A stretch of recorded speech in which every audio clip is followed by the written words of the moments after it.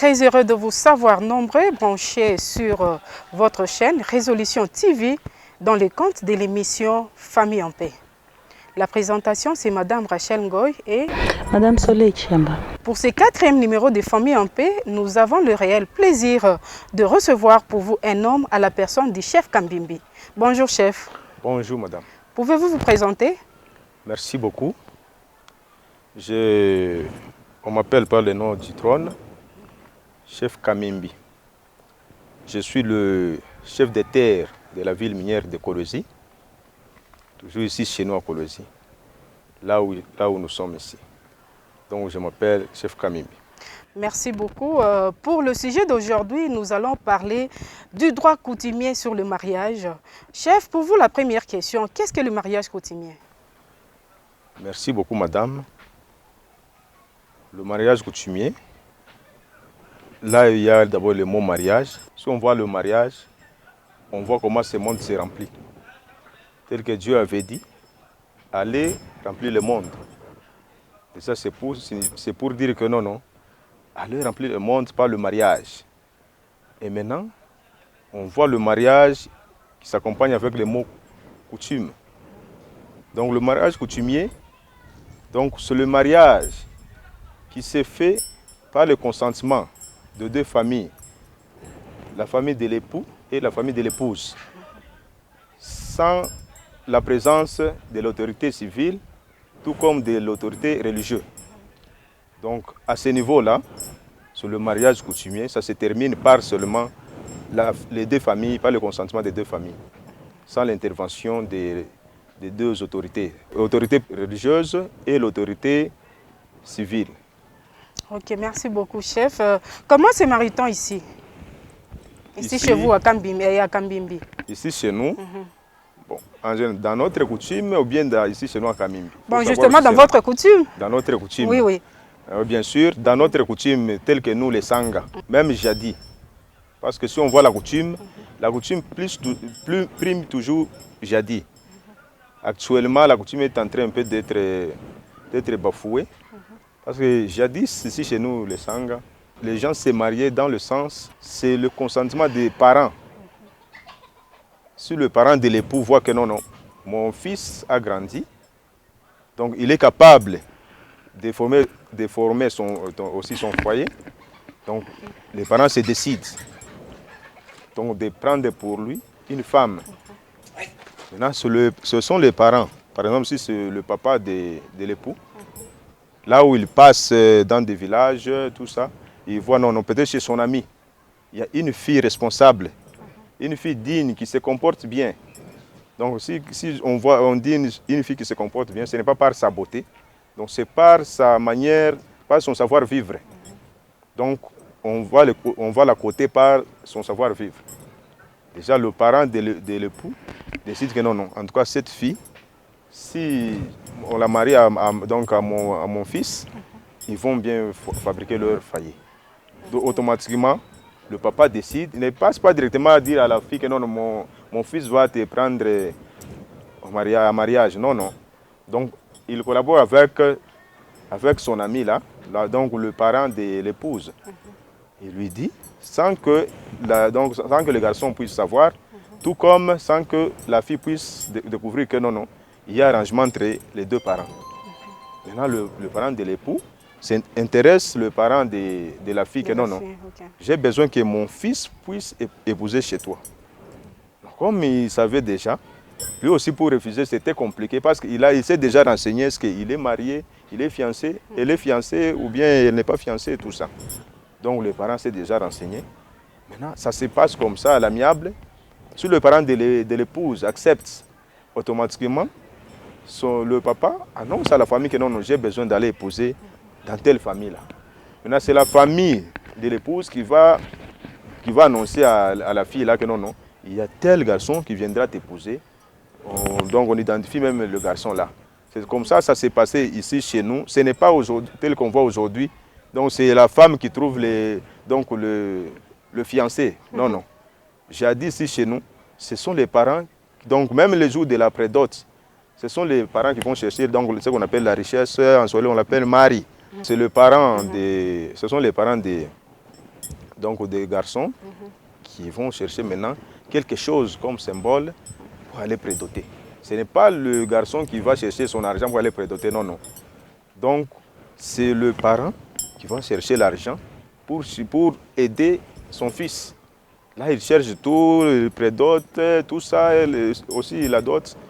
Le parent du garçon qui va chercher ça, par après, ils continuent leur organisation. Mais chef, par rapport à Yael Mounasema, ni parents de Batenda Kowe à Bibi. Là, apparemment, c'est comme si on a un divorce parce que ce n'est pas le choix du garçon ou quoi? Effectivement, tel que vous dites, c'est la pensée d'aujourd'hui. Okay. Tel que je vous ai dit, pour se marier aujourd'hui et à l'ancien temps, il y a des choses différentes. À l'ancien temps, si les parents font leur choix, et ce choix-là sera accompagné avec la bénédiction. Il n'y aura même pas de divorce et tout ça. C'est comme ça même nos parents se sont mariés. Même si moi, si je vous dis que donc, je n'ai pas vu là où mes parents se querellaient. Je n'ai jamais assisté dans ce sens-là. Tel qu'on voit aujourd'hui, le mariage d'aujourd'hui. Mes parents se sont mariés dans ce sens-là. Et ils ont gardé bien leur foyer. Donc ils nous ont mis au monde. Et nous avons aussi grandi toujours dans notre famille. Donc c'est la mort qui a séparé l'un d'eux. Donc le papa qui est décédé. Maintenant nous sommes restés avec notre maman. Donc c'était passé à l'amiable sans problème. Donc s'il y a la bénédiction des parents, donc il n'y a pas de divorce, il n'y a pas quoi, sauf l'imprévu. Sauf l'imprévu. Mais sinon, c'est là où maintenant la Bible accompagne, même la Bible accompagne que non, non, vous allez vous marier jusqu'à ce que la mort vous sépare. Oui. Ça a commencé depuis la coutume. Ça a commencé depuis la coutume. Grand chef, vous avez dit quelque chose qui a retenu personnellement mon attention. Vous avez dit qu'à l'époque, quand les parents arrangeaient le mariage de leurs enfants, en tout cas, il y avait moins de divorces, il y avait moins de problèmes parce qu'eux-mêmes servaient de modèle. À votre avis, aujourd'hui, c'est parce que les jeunes se retrouvent eux-mêmes qu'ils ont inventé même des nouveaux termes pour dire Yaratofanda. Hein? Donc, ils se retrouvent comme ça, papa, maman, on ne connaît pas, on vous met devant un fait accompli, soit l'enfant, le fils a déjà engrossé, et puis on vous amène une femme poupe, vous êtes surpris. Et c'est là la source des problèmes aujourd'hui du divorce, parce que le début n'avait pas vraiment de poids, n'a pas respecté en fait la coutume, qui fait qu'aujourd'hui il y a beaucoup de problèmes dans les couples et beaucoup de problèmes dans les familles. Effectivement, là vous avez raison. C'est pour ça même nous étonnons. Si nous voyons les gens se marier pour faire leur foyer, mais par après ils se séparent encore. Oh, ce n'est pas le principe de se marier. Ici chez nous, ce n'est pas comme chez les Blancs. On se marie par contrat. Non, non. Ici chez nous, si vous mariez pour du bon. Vous commencez maintenant à mettre au monde, vous avez des enfants aussi, et les enfants aussi vont faire aussi leur foyer. C'est ça le principe des mariages ici chez nous. Vous mariez, c'est pour du bon, jusqu'à ce que la mort vous sépare. Mais actuellement, on voit, c'est pour cela que j'ai dit que non, non. S'il y a la bénédiction des parents, donc ce mariage-là, le mariage va donner le sens de la coutume. S'il n'y a pas la bénédiction des parents, c'est pour cela que vous voyez aujourd'hui, parce que les enfants se décident eux-mêmes, peut-être là où ils sont allés ici, donc observer, donc voir les musiciens qui chantaient, ils se retrouvent là-bas. Peut-être au niveau de la morgue en train d'aller enterrer, ils se retrouvent là-bas, ils font leur couple là sans que les parents sachent. Maintenant, il y a des conséquences là. Parce qu'il n'a pas étudié la fille. Il n'a pas étudié la mentalité de la fille, tout ça. Parce que pour se marier, il y a des principes. Il faut savoir d'abord le comportement de la fille. Il faut on parle de fiançailles. Donc, il y a des gens qui comprennent le mot fiançailles à travers à tort. Quand on parle de fiançailles, donc vous allez vous étudier à cette période-là. Donc la période de fiançailles n'a pas de date limite. Donc on n'a pas de date d'expiration.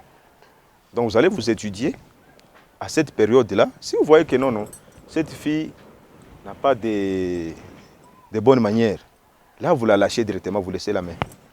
Tout comme la fille qui voit que non, ce garçon-là, c'est un voyou.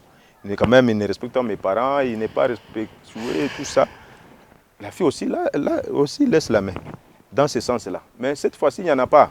Il se marie par intérêt aussi. Peut-être il a vu, non, j'ai vu cette fille dans une Jeep. En tout cas, donc ils ont de l'argent chez elle. Vraiment. Je dois la prendre en mariage. Voilà, c'est par intérêt maintenant. Tu n'as pas bien étudié donc, la fille là.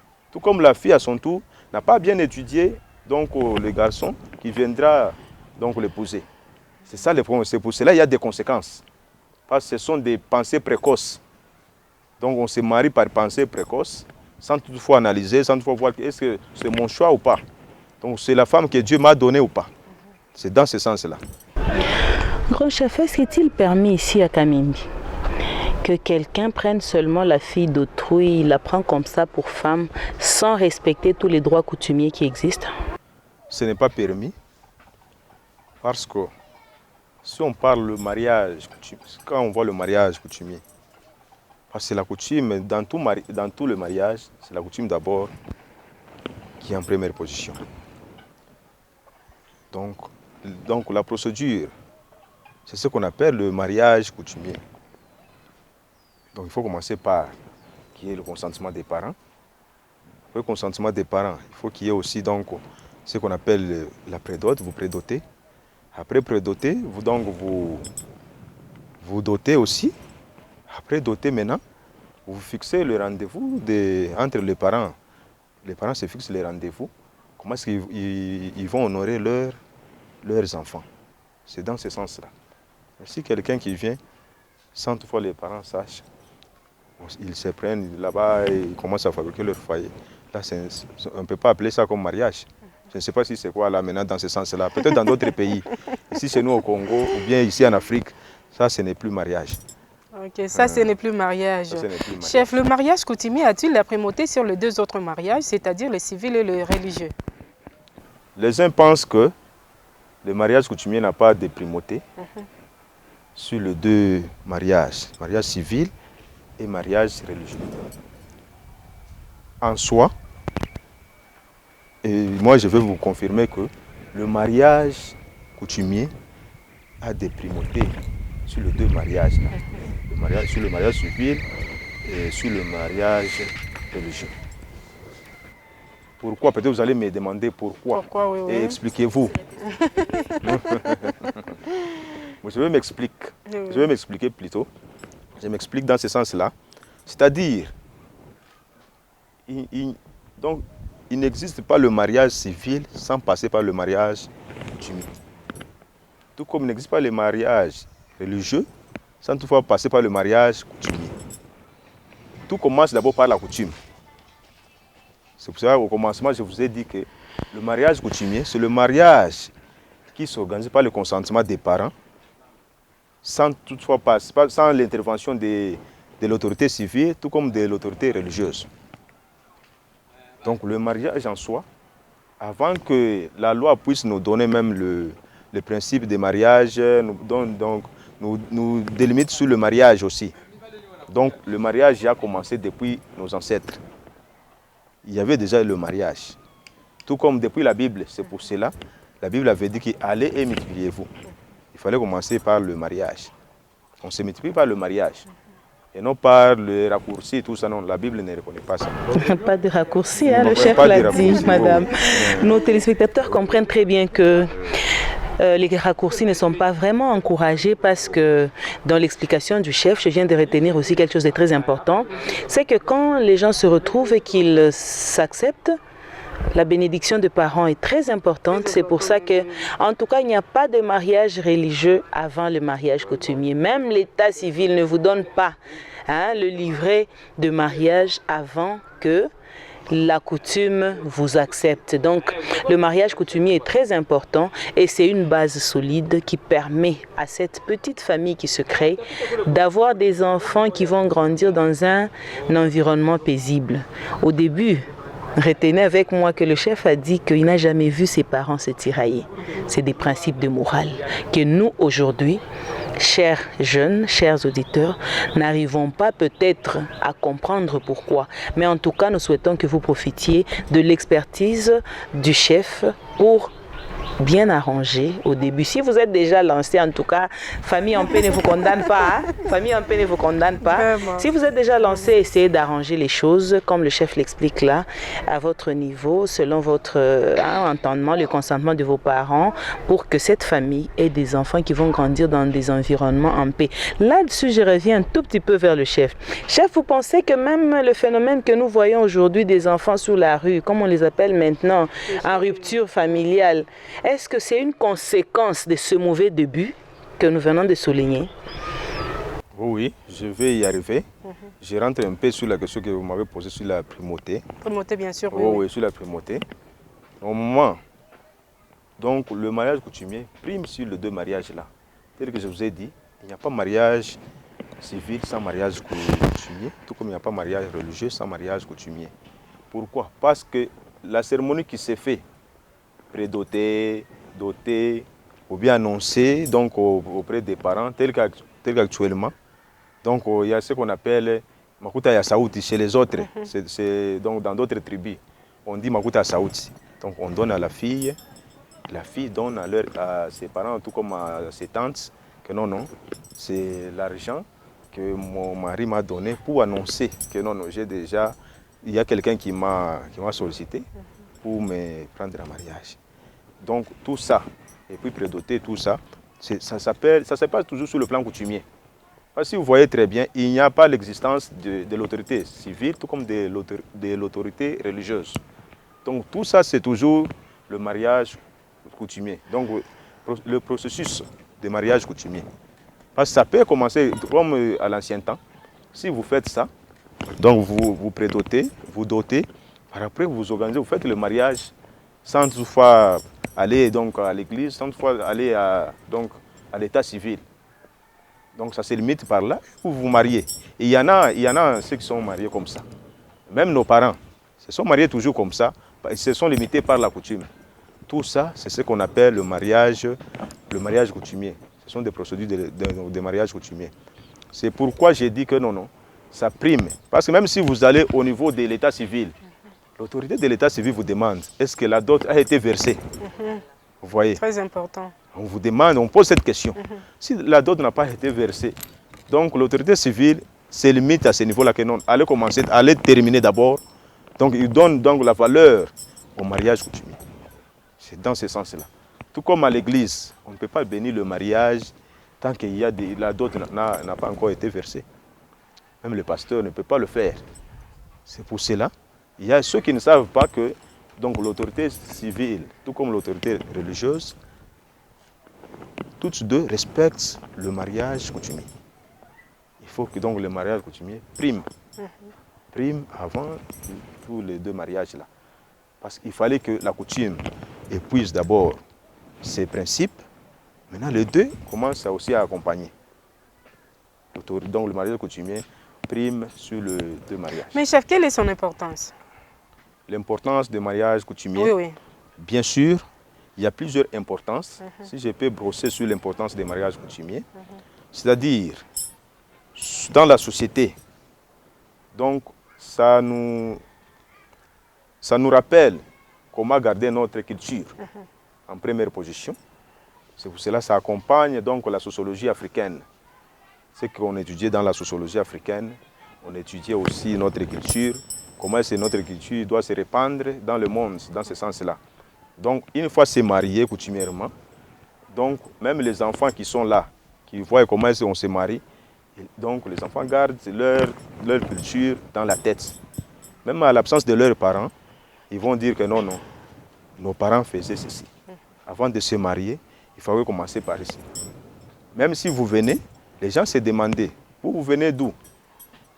Non, nous venons de tel village.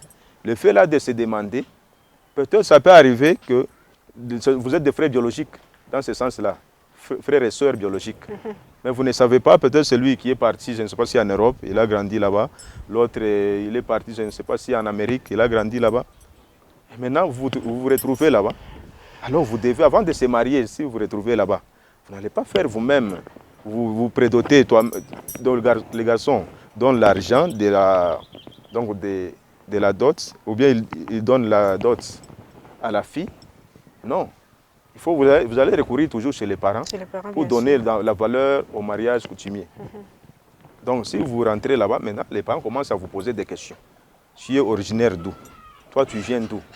Maintenant peut-être par votre origine, là vous vous découvrez directement. Et c'est ma soeur. L'autre qui dit non, c'est ta soeur, c'est la fille de ta tante. L'autre dit non, c'est le fils de ton oncle. Vous vous découvrez, automatiquement le mariage coutumier ne permet pas donc le mariage là entre frères et sœurs. Donc même le mariage coutumier ne permet pas tout ça, tout comme l'État ne permet pas. Donc on se limite par là. Tout comme l'exception ne manque jamais. À l'ancien temps ici chez nous, on s'est marié. Peut-être si tu peux prendre donc, ta cousine, tu la prends comme femme. Bon, dans des circonstances pareilles, peut-être sur le plan coutumier là, si la coutume exige, mais l'État n'exige pas cela et l'État interdit cela. Et maintenant, c'est la valeur, c'est ce qui donne la valeur aussi, c'est ça la valeur aussi des mariages coutumiers. Vous rentrez directement, dès que vous rentrez, on vous dit non, toi c'est ton oncle, celui-ci, si c'est ta tante, vous n'avez pas le droit de se marier. Vous voyez, ça donne déjà de la valeur. Le fait de recourir au mariage coutumier vous donne de la valeur. Vous n'allez pas tomber dans des pièges, vous n'allez pas donc succomber dans ce sens-là. Chef, et s'il arrive que les enfants d'une même famille, comme vous l'avez dit, se sont déjà rencontrés, ils ont déjà arrangé leur truc là, et puis vous vous retrouvez qu'ils ont même déjà eu des enfants, qu'est-ce que la coutume prévoit? Dans ce sens-là, la coutume était claire. Quelle que soit la coutume était orale, elle s'est préparée en conséquence dans ce sens-là. Si les enfants venaient dans la maison, imaginez, nous sommes déjà mariés par raccourci. Par raccourci, maintenant nous venons pour concrétiser dans la coutume. Je prends ma fille, ma femme, pour la présenter maintenant chez les parents. Je vais avec elle chez mes parents que voici. Mes parents, voici ma femme. On trouve que c'est vraiment que non, la sœur c'est ta sœur. Ah. Non, les gens vont s'étonner. Dans ces cas-là, la coutume va interdire silencieusement ces mariages-là. Et les enfants, chef? C'est ce que je vous dis. On peut garder l'enfant, parce qu'on ne peut pas tuer cet enfant-là. On ne peut pas tuer l'enfant, on ne peut pas perdre l'âme. Donc on garde cet enfant-là, mais cet enfant-là va donner les mauvais souvenirs dans la famille. On le garde comme il est tombé dans l'exception. On peut le garder, et puis, même lorsqu'il va grandir, on ne peut pas quand même commencer à se répéter que non, tu vois, tes parents étaient entre frères et sœurs, tout ça. Au moins lui-même, il va découvrir après, quand il va grandir, il va découvrir par après. Donc les sages vont lui dire que non, c'était passé comme ça, c'était par erreur. Tes parents ne savaient pas, comprenaient. Peut-on dire que quelque part, la coutume encourageait à un certain niveau un divorce? Parce que ça ne s'appelle pas autrement, ils étaient déjà ensemble, l'enfant est né, et puis bon, on vous dit subitement arrêtez parce que c'est un mariage incestueux. L'enfant dans la famille.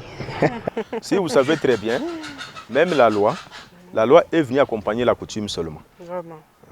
Raison pour laquelle même la loi interdit l'inceste. Donc ça vient de la coutume. C'est la coutume qui avait commencé à interdire ça.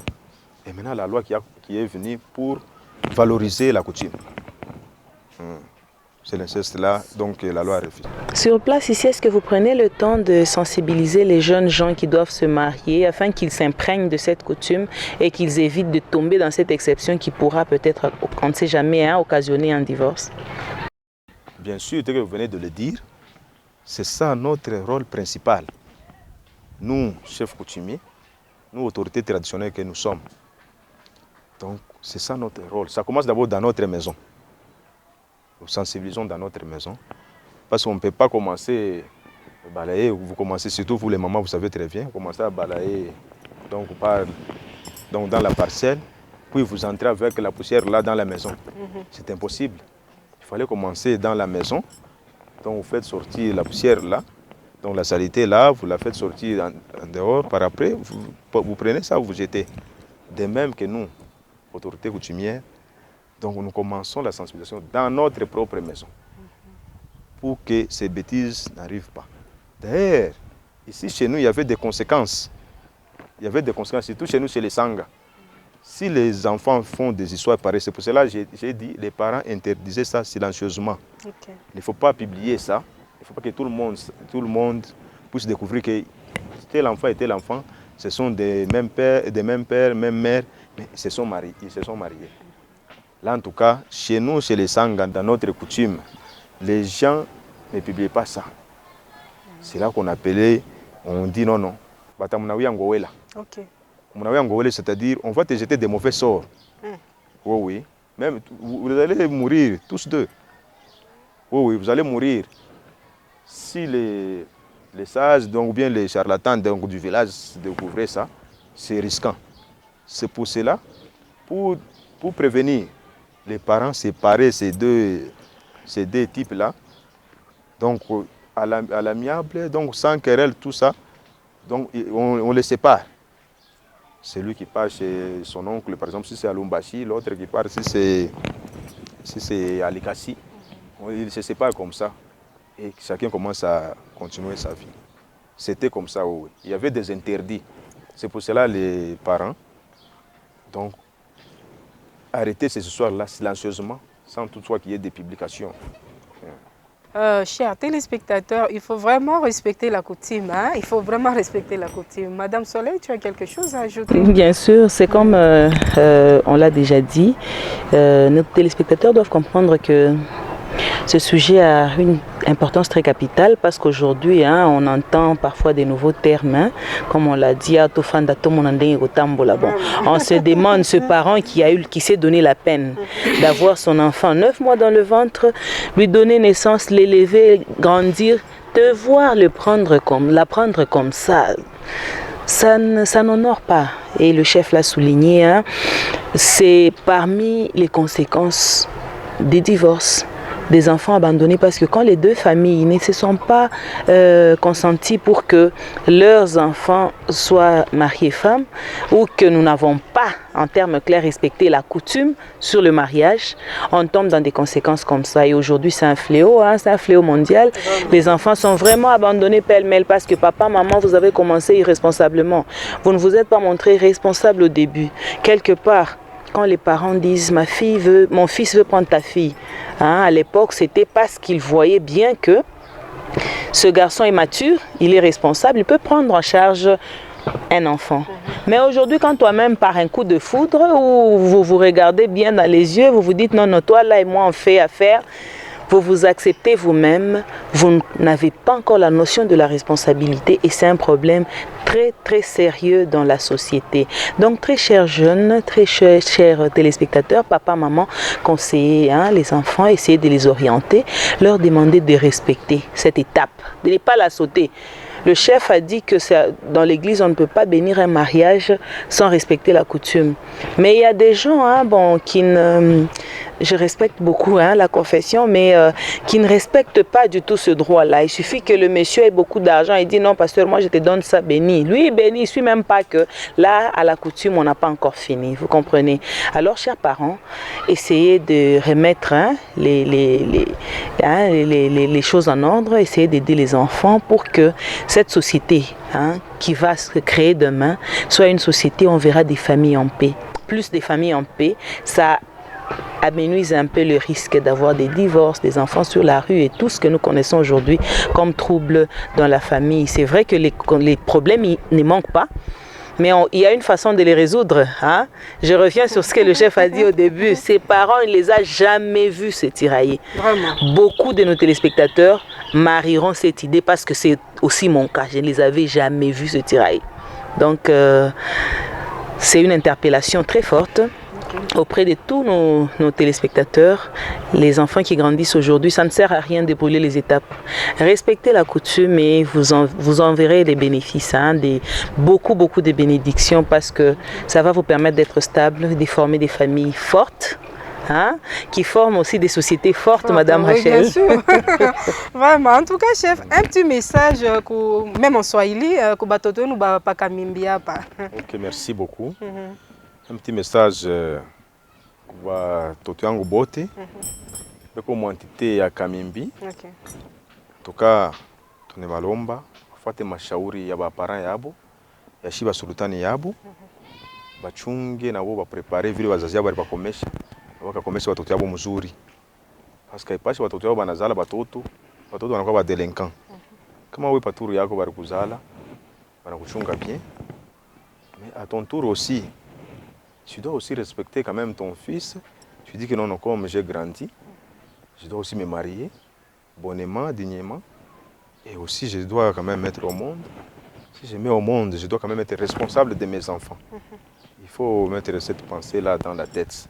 Là, en tout cas, nous allons bien évoluer et comprendre aussi les messages que nous donnons à nos jeunes. Là, en tout cas, ça va aussi nous consoler. Parce qu'à l'école, si un parent amène son enfant à l'école, ce qu'il va attendre comme résultat, comme satisfaction, quelles que soient les dépenses de frais, tout ça, mais ce que le parent doit attendre, c'est la réussite de son enfant. Là, son parent ses parents vont se réjouir. C'est pour cela même nous demandons aussi à nos enfants qui nous entourent donc de capitaliser nos messages tant que nous sommes encore vivants.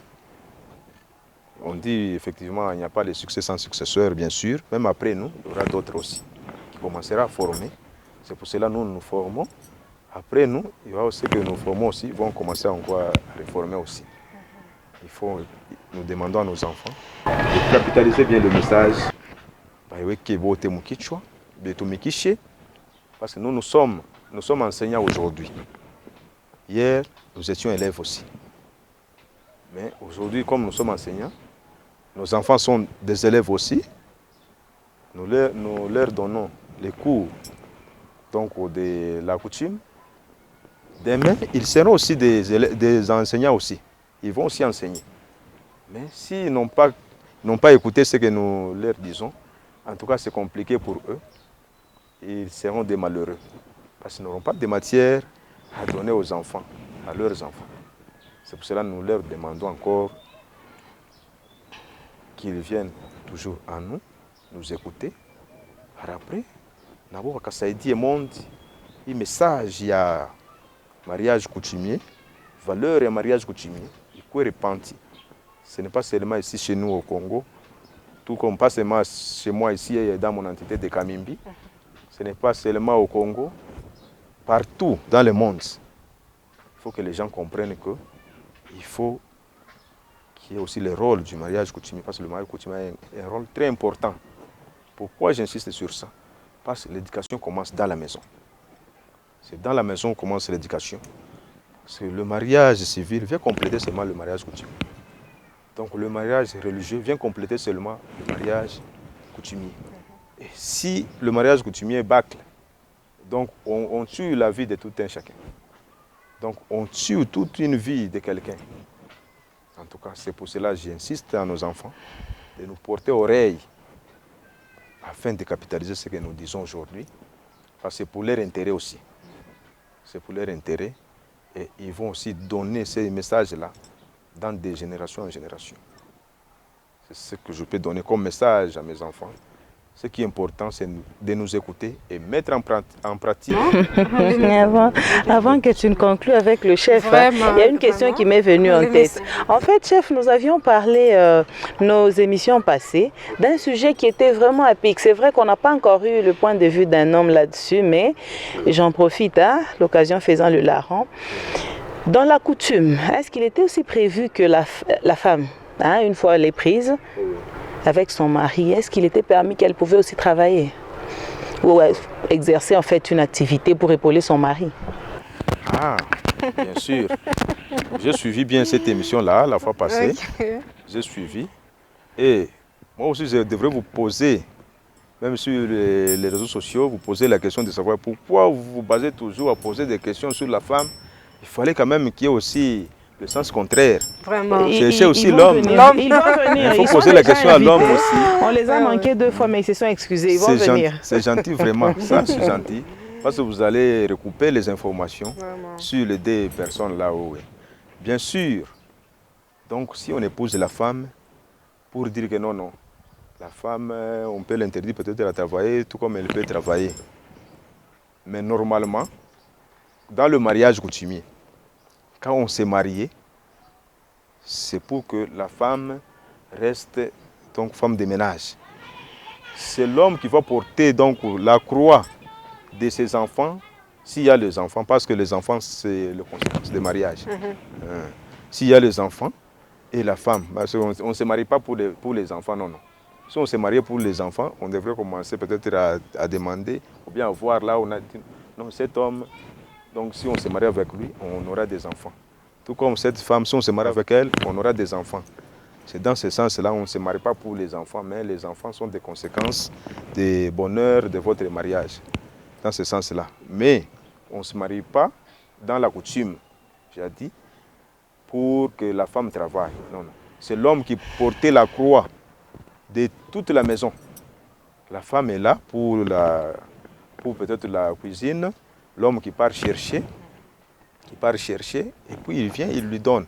C'est l'homme qui a la décision, tout ça. Mais même la coutume elle-même a donné de la valeur à la femme que la femme commence à chercher.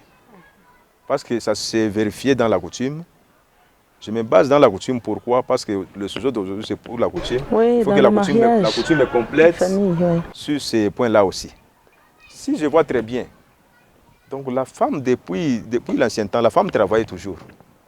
Si on s'est marié, dans l'ancien temps là, si on s'est marié, donc la femme qui vient, moi je voyais chaque fois nos parents, mon papa et ma maman, s'accompagnaient vers le champ travailler. Ils partaient tous pour travailler. Non, jamais mon papa disait non, non, comme j'étais pris en mariage, non, toi tu es ma femme, tu n'as pas le droit de travailler, tu restes toujours à la maison. Moi je pars cultiver, par après je venais te trouver toujours à la maison. Donc ils partaient tous pour travailler. Là on n'interdisait pas. Mais aujourd'hui, il y a donc l'incompréhension. Quand on va travailler, on va directement dans des mining. C'est ça l'erreur là-bas, l'erreur qui est là. Ce n'est pas seulement le mining. Travailler, c'est dans beaucoup. Peut-être faire donc ce qu'on appelle les biachara. Oui, tu peux être commerçant. Le biachara, être commerçant, la femme peut être commerçante, tout ça. La femme a droit de travailler. Bien sûr, la loi nous exige que la femme doit travailler, surtout le code du travail, doit travailler par le consentement de son mari. Si le mari accepte, la femme a droit d'aller travailler. Et puis peut-être il y a quelques conséquences qu'on peut généraliser dans ce sens-là. Parce qu'il y a d'autres femmes, si elles parlent là, ce n'est pas donné à tout le monde, ce sont des exceptions. Comme on dit, l'exception ne manque jamais. Peut-être une femme qui est dans des bureaux là, peut-être il y a l'un de ses chefs qui commence à voir comme si elle est libre. Elle n'est pas mariée. Elle commence peut-être à proposer auprès d'elle quelques mots là. Donc, pour une femme respectueuse, elle a la réponse sur ses propos. Au moins une femme là qui ne se respecte pas, tel que j'ai dit, l'exception ne manque jamais. Oui, oui. Pour une femme bien formée, qui a suivi la formation de la coutume, en tout cas, elle ne peut pas céder ça. Je peux donner un exemple, même si ce n'est pas dans notre tribu. Chez les Kassaïens, si une fois c'est marié là-bas, donc la femme n'a pas droit d'aller faire des relations avec d'autres hommes. La femme d'un Kassaïen. Et si la femme là est kassaïenne, il y a l'interdiction. Si la femme ose cela en tout cas, elle aura des malédictions et des mauvais sorts qui vont lui arriver. Là maintenant on recourt à ce qu'on appelle, si c'est des cérémonies qu'on appelle Nzolowabakishi. Il faudrait qu'il y ait des cérémonies de purification, tout ça, pour que la femme soit sauvée. Au cas contraire, elle va mourir. Elle doit se repentir auprès de sa belle famille, auprès de son mari. Au cas contraire, elle doit toujours mourir. Vous voyez des conséquences pareilles. S'il y a des conséquences pareilles, donc là, maintenant on entre dans la coutume, c'est la coutume qui donne des sanctions pareilles. Ce qu'on avait déjà donné comme le mot, on avait déjà prononcé, ces mots-là restent comme malédiction. Et si vous tombez dans des cas pareils, donc vous tombez aussi dans des malédictions pareilles. Donc chez les Kassaïens, certains Kassaïens, les femmes n'ont pas le droit de faire ça. Vraiment. Pour peur de mourir. Parce que c'est déjà maudit. C'est déjà maudit, on leur avait déjà maudit, tout ça. Et maintenant, si aujourd'hui, nous avons nos femmes, la femme aussi a le droit de travailler. Parce qu'il ne faut pas tomber dans l'exception. L'exception n'annule pas quand même la règle générale telle qu'on dit. Il fallait que c'est l'exception. Il n'est pas dit que si jamais ma femme dans le mining, tout comme ma femme doit travailler. Donc, elle n'a pas le droit de travailler. Non, non. Elle n'est pas toujours pour des ménages. Non, non. Peut-être, elle n'a pas d'autre profession, tout ça. Ok. Elle peut, tout comme ils ont quelque chose là, ils disent non, non, on a déjà trouvé beaucoup à mettre sous la dent, tout ça. Pas, ma femme n'a pas le droit de travailler, non. Je reste gérer ce qui est à la maison. C'est aussi bien, mais si la femme intelligente peut voir que non, non, nous avons nos enfants. Avec le salaire minimum qu'a mon mari, est-ce qu'on peut réussir? Est-ce qu'on peut atteindre le bout du mois? La femme raisonne. Elle dit non, avec le prix que mon mari touche, je peux le seconder. Elle se lance dans des activités, par exemple, commerciales. Tout comme, si pas, ou bien, elle est embauchée aussi quelque part avec la philosophie d'aider sa maison. Donc, de consolider l'amour, d'aider aussi son mari. Parce que si on laissait là, peut-être avec le salaire de son mari, les enfants ne vont pas étudier. Ils sont limités là, peut-être seulement pour la nourriture, avec le salaire de son mari. Alors si elle aussi se donne corps et âme pour toucher quelque chose, c'est pour peut-être aider à ses enfants aussi, pour que les enfants étudient. Et donc il y a l'entraide entre le mari et l'époux, dans ce sens-là. Voilà, même selon la coutume, la femme peut travailler. Ça, c'est le message d'un sage. Même la coutume, selon Vraiment, la coutume. Parce que la femme a commencé à travailler il y a longtemps. Vraiment, là, nous sommes arrivés presque à la fin de notre émission. Nous disons merci à notre invité. Merci beaucoup, chef. Merci beaucoup, madame. Là, je dis merci à Madame Soleil. Chers téléspectateurs, abonnez-vous sur votre chaîne Résolution pour le succès de ces programmes Famille en paix. Merci à l'équipe technique, merci aussi à vous, le fidèle téléspectateur des Résolutions. Bye et à la prochaine.